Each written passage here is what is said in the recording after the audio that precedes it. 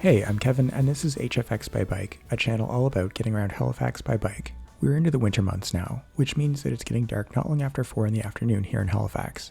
It's miserable for everyone, but if you get around by bike, a lot of how you get around is on things like parks and trails.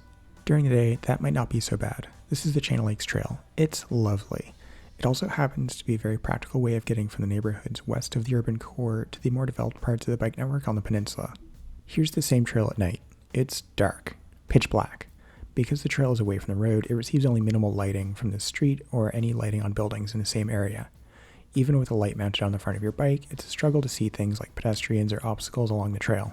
In short, the quality and utility of the trail drops like a stone as soon as the sun goes down. But it doesn't have to be that way. We can just put lights along the trail. We have the technology.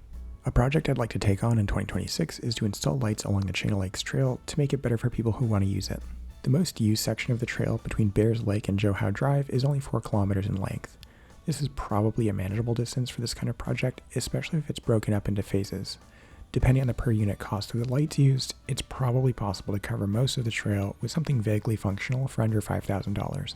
My thinking is that this could be done iteratively at small scales, just installing relatively cheap solar lights along sections where it's easiest, seeing how it works, and then expanding and improving on the approach over time as more resources become available. Will this be as good as permanent wired lighting fixtures installed by the city? No. But as far as I can tell, that's not really on offer for the foreseeable future, so we should probably just make this corner of the city a little bit better when we can. I'm currently in contact with the city about getting permission to do the first cycle of test and try. Basically, this would be me trying to have written permission from all the relevant parties to do this without having to constantly start and stop the project because somebody raised an objection. I'll probably self-fund the initial round myself, but over time I'll move towards a donation model to fund the costs of buying the lights and any related equipment. I've never done this before, so I'll be spending the first little bit of time organizing how to do it as I wait for permissions to roll in. Once it gets going in earnest, the hope is to have minimal lighting coverage for the 4-kilometer span by the end of 2026.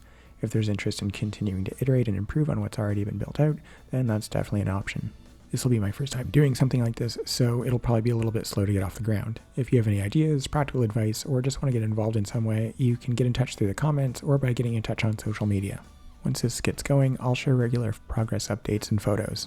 This is the season finale for the channel, and the hardworking staff here at HFX By Bike want to thank you for this past year, which has been the busiest and most successful to date. We've explored more neighborhoods by bike, tried to design cost-effective infrastructure improvements, and got pretty good at making data-driven video essays. Thanks for tagging along to make this year so special. HFX By Bike will be back in early January to explore more of Halifax, encourage you to get around by bike when you can, and of course, produce more charts. So many more charts. That's it for this one. As always, thanks for watching, and see you next time.